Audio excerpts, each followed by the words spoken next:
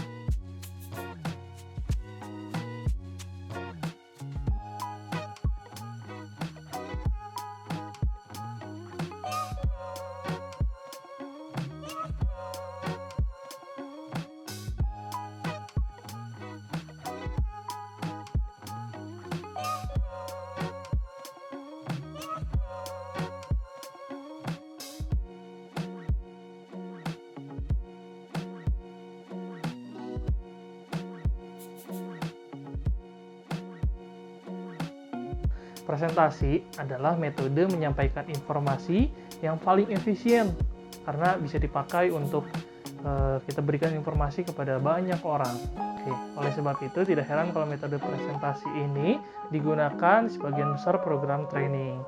Nah, namun salah satu kendala yang sering kali kita temui dalam training ketika melakukan presentasi adalah ketidakaktifan dari peserta, atau bisa dibilang peserta yang kita miliki itu pasif. Kurangnya keterlibatan peserta, maka kita perlu menyiapkan presentasi dengan baik. Sehingga ketika presentasi yang kita lakukan dengan persiapan yang baik, itu akan membuahkan presentasi yang baik juga. Oleh karena itu, kita perlu menggunakan teknik partisipatif untuk melibatkan peserta dalam presentasi yang kita lakukan. Hal tersebut akan memaksimalkan pemahaman dan daya ingat peserta. Dengan demikian, untuk mencapai tujuan ini, maka kita perlu menyiapkan presentasi dengan sangat berhati-hati.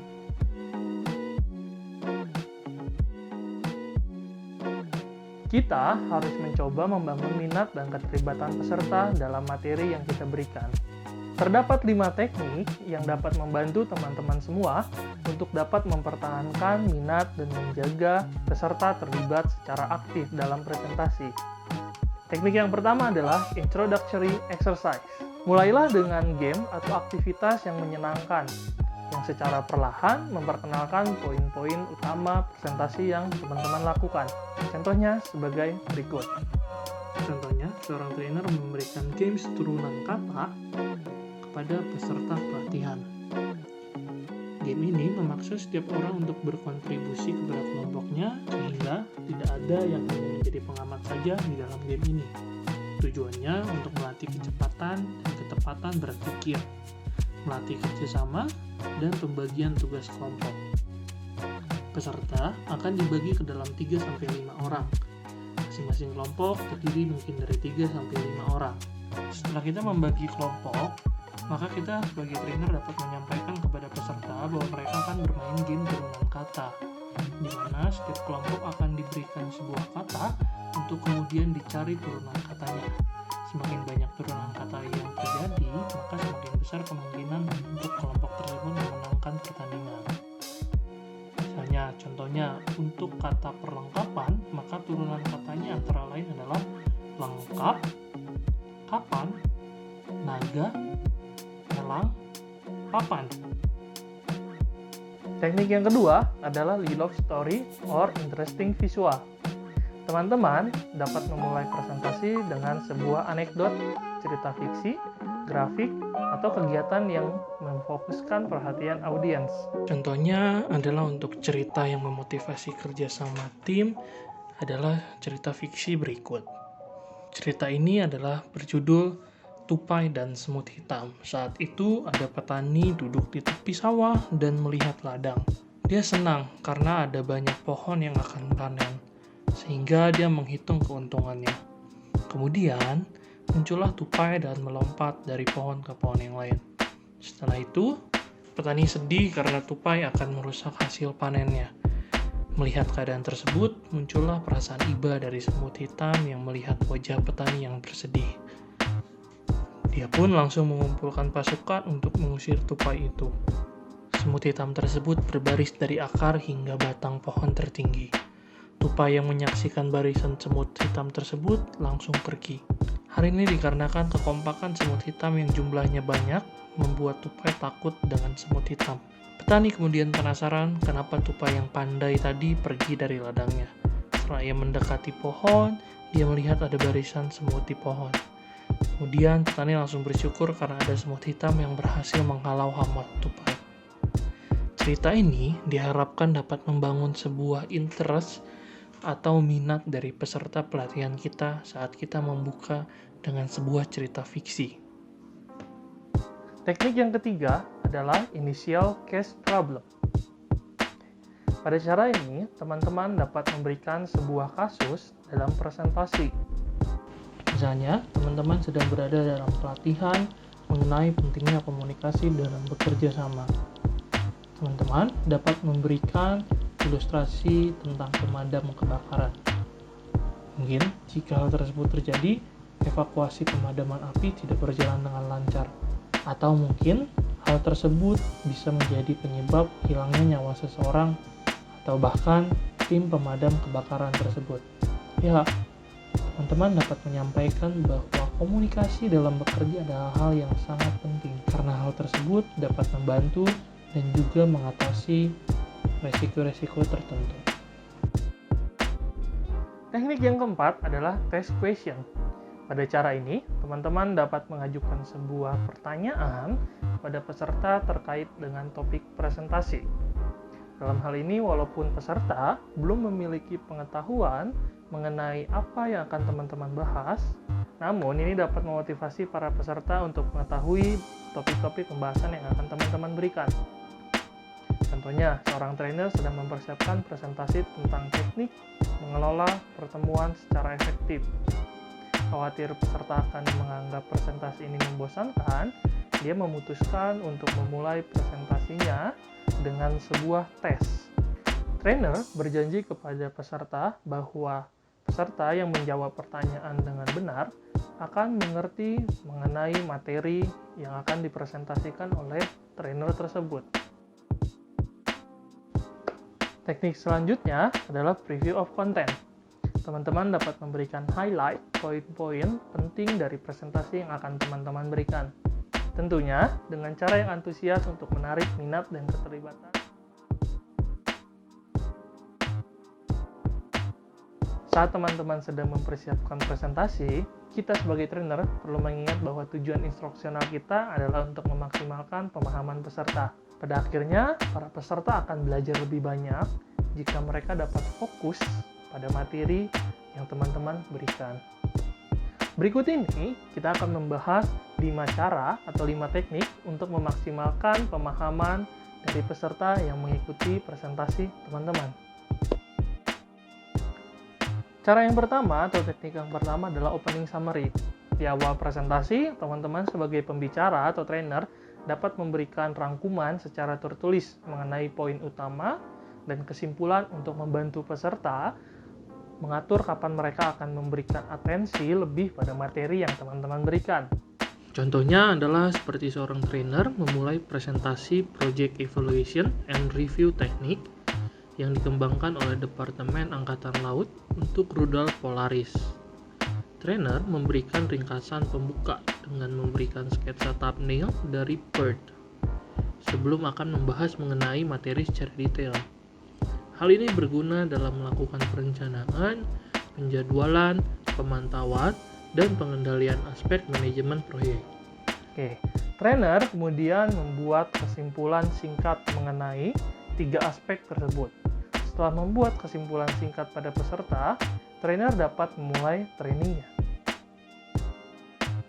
Cara kedua adalah headline. Pada cara yang ini, teman-teman dapat mengurangi poin-poin penting dari presentasi dan mengubahnya menjadi headline atau tajuk utama. Tujuannya agar lebih mudah untuk diingat oleh peserta. Contohnya, seperti seorang trainer yang sedang melakukan presentasi tentang active listening, ia meminta peserta untuk memahami sebuah akronim dari proposal, yang masing-masing hurufnya mempunyai suatu makna.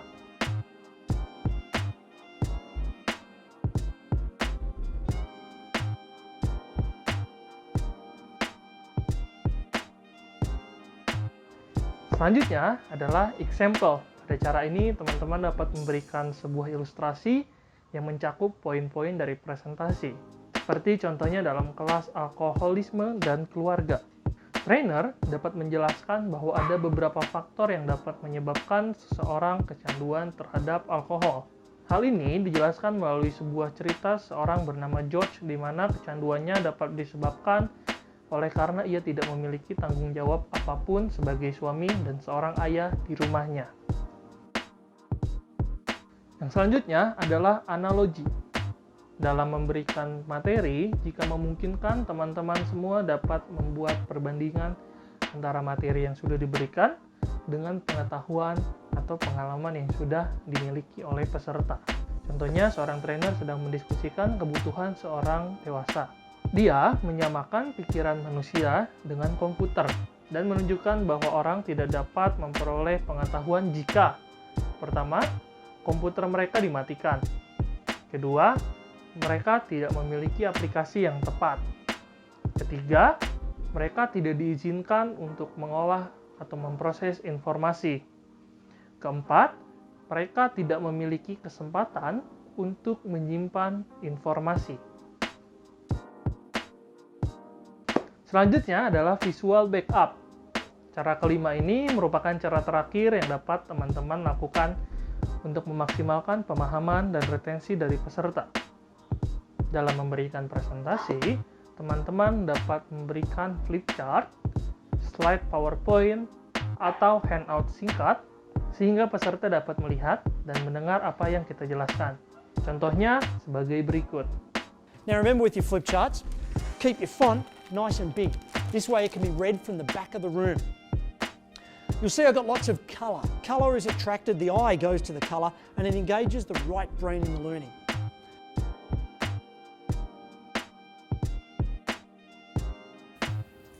Baik teman-teman, sebelum kita melanjutkan ke materi yang berikutnya, aku mau ajak teman-teman untuk refreshing sebentar dengan menonton video yang berikut ini.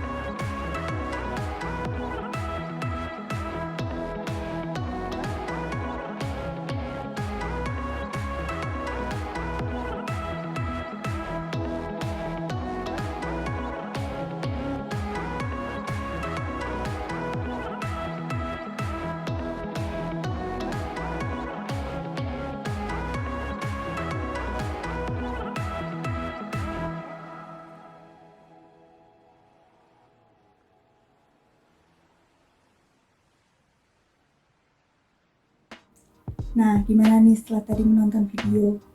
Sudah lebih segar bukan? Kalau gitu kita review materi yang tadi sebentar yuk. Tadi kita udah sama-sama belajar apa itu presentasi, bagaimana kita menarik minat audiens, dan bagaimana kita memaksimalkan pemahaman audiens. Kalau gitu kita masuk ke materi berikutnya ya. Di materi berikutnya kita mau sama-sama belajar bagaimana kita melibatkan peserta secara aktif, bagaimana memperkuat presentasi yang akan kita bawakan, dan di akhir nanti kita akan melihat contoh presentasi ramah pikiran yang sudah didesain dengan baik. Tidak peduli seberapa hebatnya atau luar biasanya teman-teman membawakan presentasi, kalau para peserta hanya mendengarkan saja, mereka hanya berperan secara pasif. Gak ada salahnya loh kalau teman-teman mau coba 5 cara berikut ini untuk melibatkan para peserta secara aktif. Nah, cara yang pertama adalah listening role. Di sini, teman-teman boleh memberikan peserta tanggung jawab untuk mendengarkan secara aktif, di mana pada akhir presentasi, mereka harus sudah mampu untuk membuat poin-poin yang mereka setujui atau tidak setujui, membuat pertanyaan terkait dengan presentasi yang sudah dibawakan, membuat ringkasan dari isi presentasi, dan teman-teman juga boleh memberikan penugasan kepada para peserta baik secara kelompok maupun individual. Berikut adalah contohnya. Seorang trainer akan memberikan presentasi tentang 6 strategi untuk mengatur dan mengkomunikasikan informasi. Para peserta diminta untuk menyimak dengan seksama uraian masing-masing strategi, sehingga di akhir presentasi mereka mampu memberikan rangkuman kepada pasangan duduknya. Yang kedua adalah guided note taking, di mana teman-teman memberikan instruksi maupun form yang menunjukkan bagaimana peserta harus menulis catatan. Pada saat presentasi, teman-teman boleh berhenti tepat di mana para peserta harus menuliskan reaksi maupun gagasan terkait dengan materi yang sedang dibawakan saat itu. Contohnya adalah sebagai berikut. Pada sesi pelatihan tentang delegasi, trainer membagikan selebaran berjudul Do's and Don'ts. Format handout ini adalah T-chart dengan 2 kolom berlabel Do Delegate dan Don't Delegate. Saat presentasi diberikan, peserta dapat membuat catatan pada tabel. Jika tabel sudah diisi, akan terlihat seperti tabel berikut.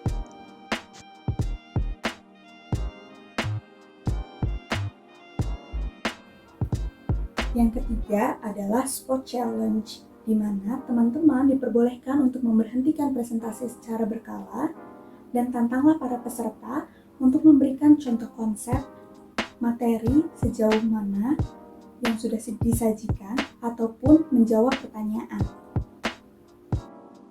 Berikut adalah contoh dari cara yang ketiga.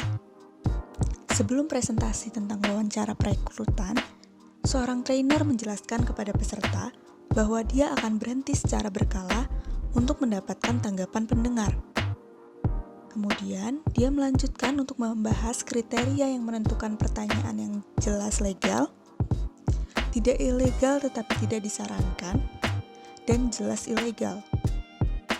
Trainer menggunakan transkrip wawancara perekrutan yang berisi ketiga jenis pertanyaan.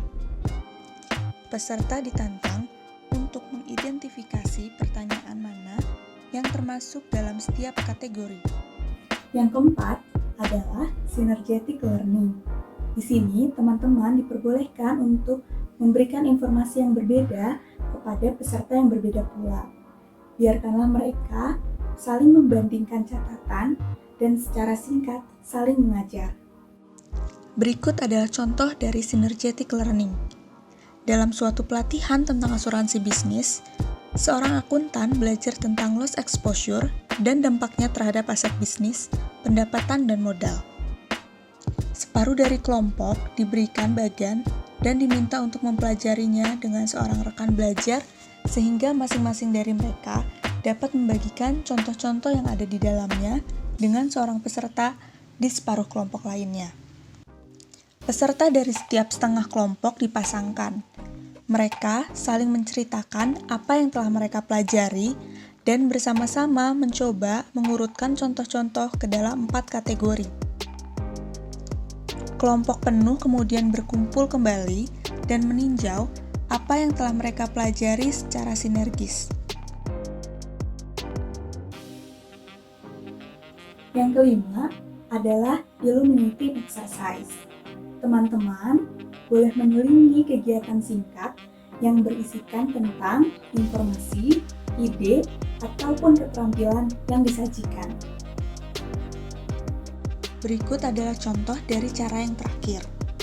Pada pelatihan team building, trainer memanfaatkan latihan yang disebut dengan team machine untuk membantu partisipan mengerti beberapa poin mengenai teamwork. Berikut adalah gambar dari instruksinya. Setelah selesai presentasi, biasanya kita akan menutup presentasi dengan mereka poin-poin utama dan mengadakan sesi tanya jawab. Walaupun cara ini memang benar bermanfaat dan tidak boleh kita tinggalkan, tapi tidak ada salahnya untuk mencoba 5 cara yang berikut ini untuk memperkuat presentasi yang sudah kita sajikan.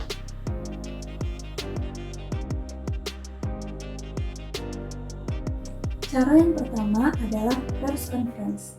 Ajaklah para peserta untuk mempersiapkan pertanyaan yang akan diajukan kepada trainer untuk ditanggapi. Contohnya adalah sebagai berikut. Pada akhir presentasi tentang reserving factors, dalam klaim kecelakaan, peserta dibentuk menjadi kelompok, di mana setiap kelompok diminta untuk mengajukan pertanyaan kepada trainer yang akan membantu memperjelas presentasi yang sudah disampaikan. Peserta diminta untuk membawakan kasus hipotesis untuk dimasukkan ke dalam pertanyaan mereka. Yang kedua adalah participant review. Mintalah para peserta untuk meninjau presentasi satu sama lain dan memasukkan poin-poin utama ke dalam ingatan, atau mintalah mereka untuk mengerjakan tes pengulangan. Contohnya adalah sebagai berikut. Seorang trainer memberikan presentasi tentang 6 job-centered motivators yang menurut Herzberg memiliki efek jangka panjang pada sikap karyawan, seperti prestasi, pengakuan atas prestasi, karya itu sendiri, tanggung jawab, pertumbuhan, dan kemajuan. Ketika dia sudah selesai, dia meminta peserta untuk menyimpan catatan mereka dan menulis 6 motivator serta memberikan contoh masing-masing. Kemudian, dia mengizinkan peserta untuk memeriksa jawaban mereka terhadap catatan yang sudah mereka buat. Cara yang ketiga adalah group processing. Mintalah kepada para peserta untuk merenungkan implikasi dari presentasi bagi mereka. Gunakanlah format grup apapun yang teman-teman rasa dapat memaksimalkan kualitas pemrosesan. Berikut adalah contohnya. Sebuah kelompok pelatihan baru saja mendengarkan presentasi tentang 5 langkah fasilitasi tim yang efektif. Mereka diminta untuk membagi ke dalam kelompok-kelompok kecil untuk mendiskusikan 2 pertanyaan berikut. 1. Ide mana yang baru bagi Anda dan mana yang tidak? Kedua, ide mana yang menurut Anda berlaku untuk tim Anda? Cara yang keempat adalah post-presentation case problem. Di sini, ajukanlah kasus kepada para peserta berdasarkan informasi yang diberikan dalam presentasi. Contohnya adalah sebagai berikut. Pada akhir presentasi suatu produk bank, peserta dibentuk menjadi 2 kelompok dan diberikan kasus masalah sebagai berikut. Putri, seorang pelanggan, baru saja diterima di sebuah perguruan tinggi dengan biaya kuliah yang sangat tinggi. Sayangnya, dia tidak memenuhi syarat untuk memperoleh pinjaman. Dia telah datang kepada saudara untuk meminta alternatif. Apa yang akan saudara rekomendasikan? Setelah diskusi kelompok kecil, individu dari setiap kelompok dicocokkan satu sama lain untuk membandingkan catatan pada masalah kasus. Cara yang kelima adalah experiential activity.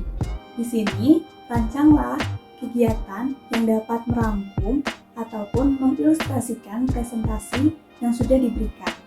Contohnya adalah role play dan simulasi.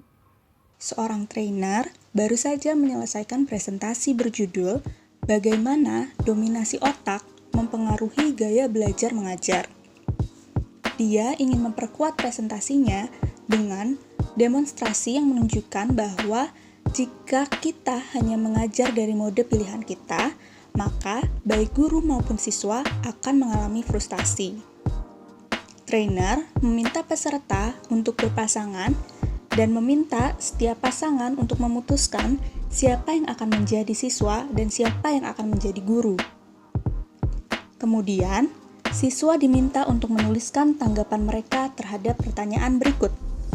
Apa 2 langkah pertama yang Anda ingin guru Anda ambil untuk membantu Anda belajar mengemudi dengan paling efektif? Kemudian, guru diminta untuk menanggapi secara tertulis pertanyaan yang sebanding. Apa 2 langkah pertama yang akan Anda ambil untuk mengajari seseorang cara mengendarai mobil dengan paling efektif? Setiap pasangan kemudian diminta untuk membandingkan tanggapan dan mendiskusikan perbedaan dan atau kesamaan antara langkah-langkah yang diusulkan oleh guru dan langkah-langkah yang diinginkan oleh siswa. Oke, hari ini kita udah belajar banyak hal tentang presentasi.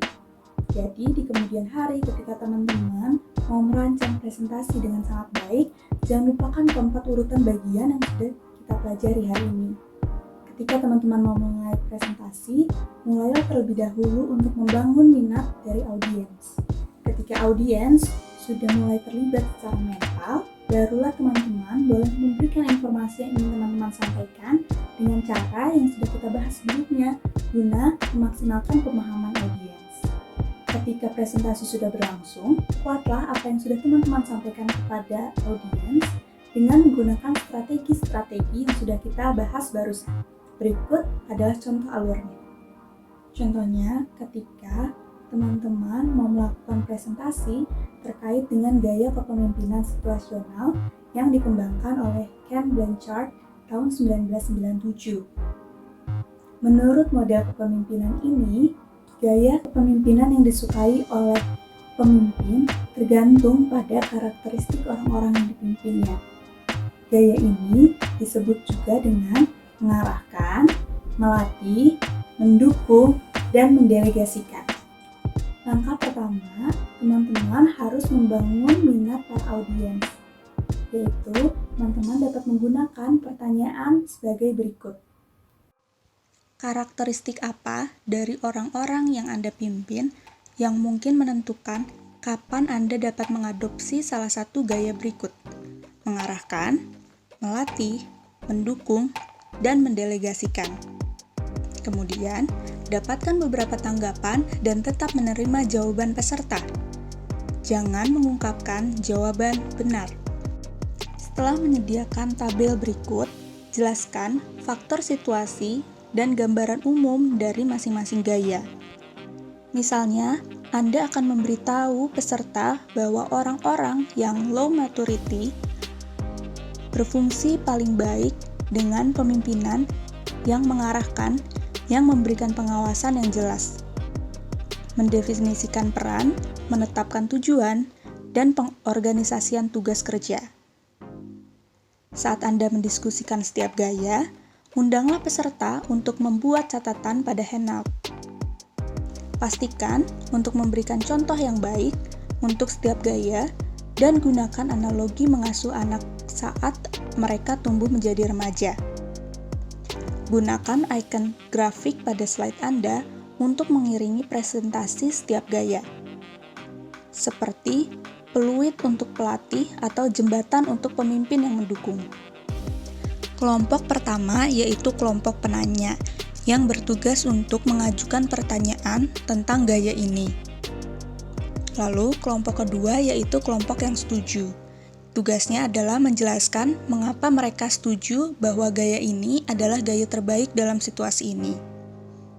Ketiga adalah kelompok penentang, bertugas untuk menjelaskan mengapa mereka tidak setuju bahwa gaya ini adalah gaya terbaik dalam situasi ini. Keempat adalah kelompok pemberi contoh, yang tugasnya memberikan situasi yang berhubungan dengan pekerjaan di mana gaya ini masuk akal. Lalu, panggillah setiap tim untuk bertanya, setuju, menentang, dan memberi contoh. Langkah kedua, kita dapat memaksimalkan pemahaman peserta dengan menggunakan tabel. Selanjutnya, bagilah audiens ke dalam 4 kelompok dan berilah setiap kelompok tugas sebagai berikut setelah teman-teman mempresentasikan setiap gaya. Terakhir, berilah kepada para peserta beberapa situasi kasus. Mintalah kepada mereka untuk mengidentifikasikan mana gaya yang paling cocok untuk setiap situasinya. Lanjutkan kegiatan ini dengan bermain peran, di mana para peserta diminta untuk menggambarkan setiap gaya.